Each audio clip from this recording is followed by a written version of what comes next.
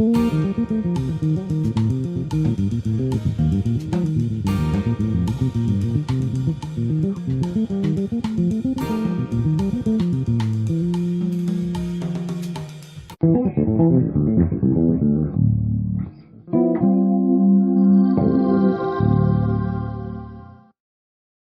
you're probably already aware, triads by definition consist of a root, third, and fifth.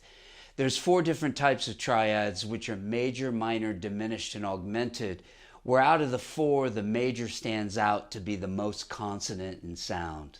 While the major triad is used frequently in all forms of music, what you're probably less aware about is the combining of 2 triads, creating what's called mutual triad pairs, where there's no repeated notes between the 2 triads. These sonorities work together, creating a balanced bitonality, which results in a much more modern sound a la Michael Brecker, Joe Henderson, McCoy, Tyner, and Metheny. A major triad is constructed by using the root, third, and fifth of a major scale. If we create a triad pair using 2 major triads a whole step apart, this creates a very balanced sound that can be applied many ways harmonically.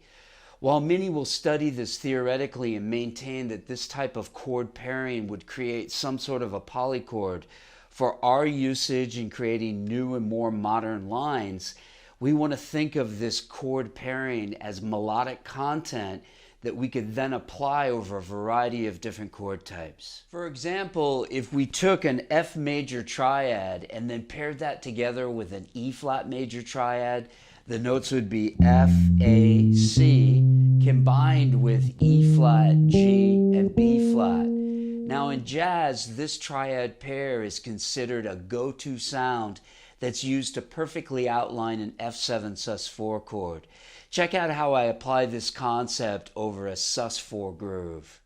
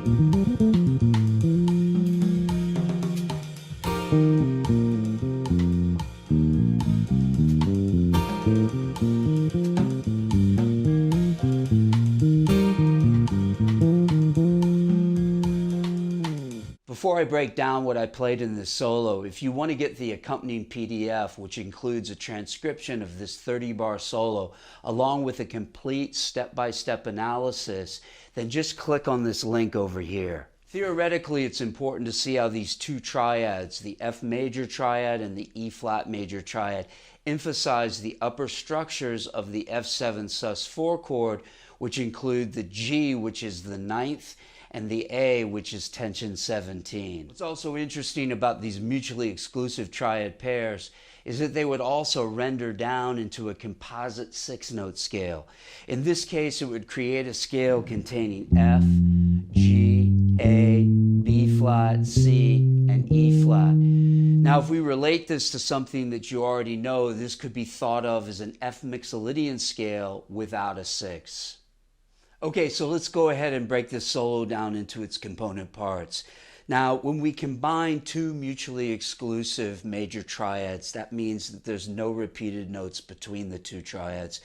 Together, this immediately creates a sensation of balance within the tonality that you're playing over. Now, there's 2 main concepts that we can use when applying triad pairs. The first one is what I call alternating arpeggiation, and then the second one is composite scalar lines. Now, this solo that I'm playing uses these 2 broad concepts synergistically to create the overall approach to this improvisation. Notice how this 30-bar solo is divided into 4 main sections.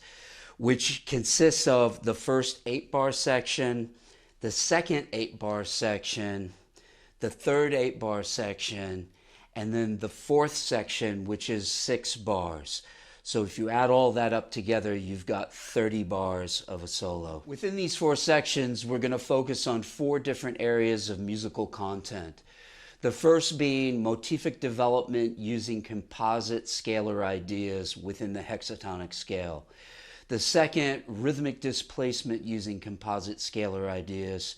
The third, rhythmic syncopation using alternating arpeggiation. And the fourth, combining composite scalar with alternating arpeggiation. In the first 2 bars of this section, we have a strong melodic motif that is constructed using a composite scalar idea consisting of root 9 3 4, 3 root 9 flat 7. 1, 2, 3, 4. This is quickly followed up in the next 2 bars by using an answering motif to the original motif which posed a question. Notice that this type of phrasing is like having a logical conversation with somebody. This motif is identical to the original but subtracts the last note. This creates a new resolution to the 9th. 1, 2, 3, 4.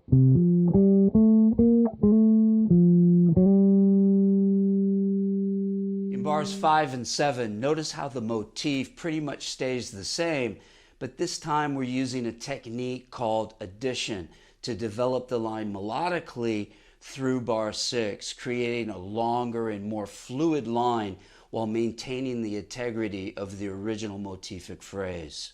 1, 2, 3, 4.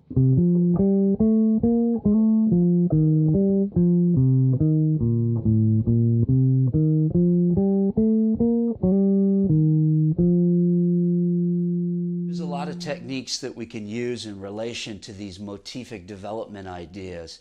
And if you're not already a member of my membership website, joehubbardbassvideos.com, I've got a whole course on the lesson lounge there devoted to these particular motific development techniques. Bar 1 of this section, I'm displacing the rhythmic density by accenting beat 2 and the and of beat 3. This concept continues on in the second bar, but now I'm accenting the rhythmic phrase on beat 1 and the and of beat 2. What this does is it creates these groupings of displaced dotted quarter notes between bars 1 and 2. 1, 2, 3, 4, 1. In bars 3 and 4, I'm continuing with this composite scalar theme, but I want you to pay close attention to how on beats 3 and 4 of bar 3, I'm basically arpeggiating an F7 sus4 chord. Also notable is the melodic scalar contrast created in bar 4. 1, 2, 3.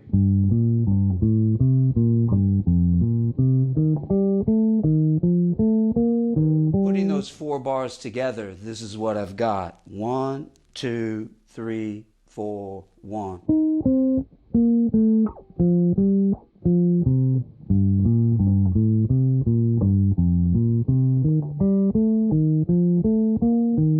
In bars 5 through 7 of this section, notice how I create a polyrhythmical statement by superimposing 4 bars of 3/4 over the 3 bars of 4/4. Also, be aware of how I'm increasing the rhythmic density in this section up to 16th notes. 1, 2, 3, 4.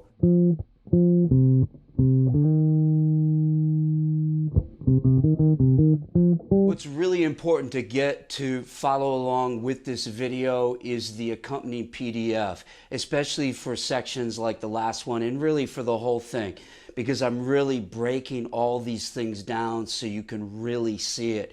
Each one of these examples is notated, and also the breakdown of the polyrhythms and how we're superimposing certain time signatures over others is also notated as well, so you can clearly see these things. So make sure that you click on that link and you get that PDF before continuing. Now the first two bars of this section is going to be best demonstrated by entering from the last two beats of the previous section. This is a great example of syncopation where everything is accented on the second and the fourth 16th notes of each beat. Check this out.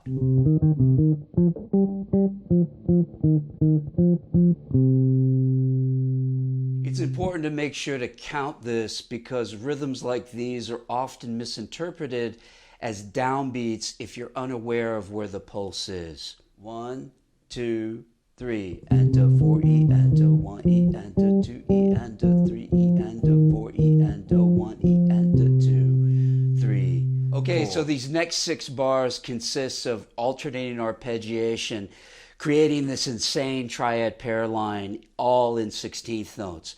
The first 2 bars of this line is a descending line that's alternating between different inversions of these 2 triads. Notice how this is being voice-led from the last 16th note in each beat to the first 16th note in each successive beat. The only place where this doesn't occur is between the end of the first bar leading into the beginning of the second bar. 1, 2, 3, 4.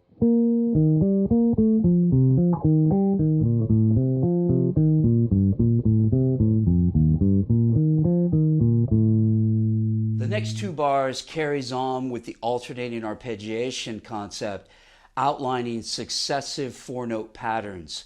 If we think of each triad as 1, 2, 3, the 4-note pattern is spelled 2, 1, 2, 3. This is then repeated through all the different inversions of E flat and F major, ascending up the fingerboard. 1, 2, 3, 4.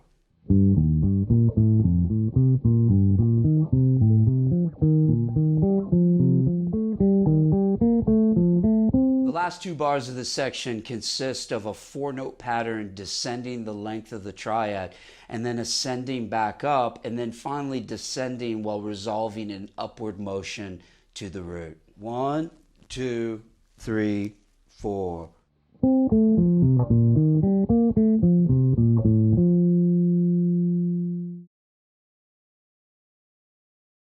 The last 6 bars brings the rhythmic density back down to 8th notes and melodically starts off with more composite scalar ideas like we were doing in the beginning. Notice how I'm phrasing this by playing off of beat 1. There's a rest on beat 1 and then I'm playing off of this. Check it out. 1, 2, 3, 4, 1. Bar 2 is acting as an answer to the motif in bar 1. 1, 2, 3, 4, 1.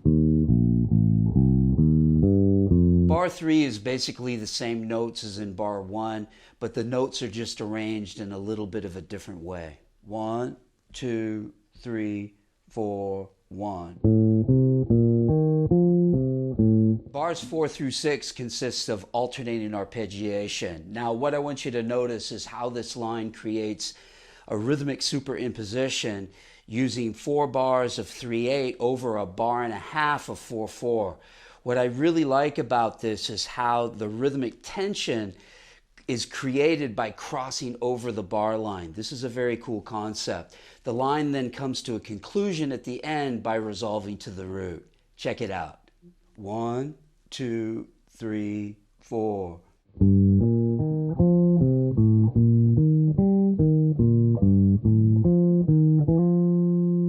Although it goes way beyond the scope of this lesson to even scratch the surface of this topic, I would suggest that you go out and listen to the works of McCoy, Tyner, Michael Brecker, Pat Metheny, and Joe Henderson, amongst many others, to start hearing how this concept sounds. Remember to also get the accompanying PDF, which not only goes through the entire 30-bar transcription of what I've played, but it also will provide you with a step-by-step analysis that will enable you to jumpstart your whole understanding about this cool concept. If you're interested in becoming a better improvising bass player and learning great musical content from arpeggios to grooves, then subscribe to my channel now. If you like this video today, then be sure to support my channel by giving it a big thumbs up. And if you really like this video, then please check out my books, my membership website, and my Skype lessons. Until next time, practice smart, work hard, and play creatively.